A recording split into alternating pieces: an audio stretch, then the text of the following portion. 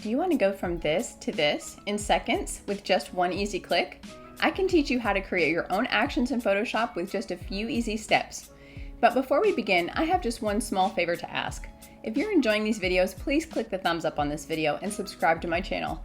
And if you find this useful, please remember to share this with your friends so it can help grow this channel and help more people. Okay, so with that, let's get started. For this example, we're going to make an action that warms and lightens your photos and adds a beautiful, smooth finish.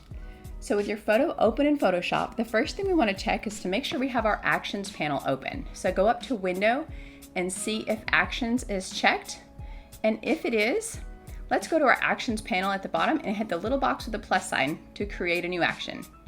When the box pops up, let's name it Warm and Lighten. And let's save it to our Favorites set. And hit Record. Now from here on, it'll be recording everything we do until we stop recording. So let's first create a duplicate layer. And let's name this Warm and Lighten.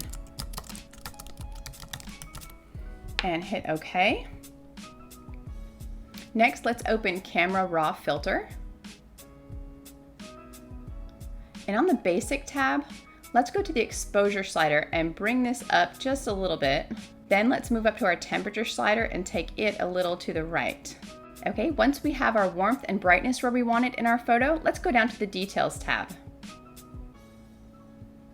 Let's move the Sharpening slider up to about 40, the Noise Reduction slider up to about 28, and the Color Noise Reduction up to the same, about 28. Then let's hit OK. If we like the difference, let's hit the square at the bottom of our Actions panel to stop recording. Now you see your action listed right at the bottom with all the others. So let's test it out. Let's go ahead and delete our duplicate layer to start with our background layer again. Let's go down and make sure we have our action Warm and Lighten selected, and let's hit the play button.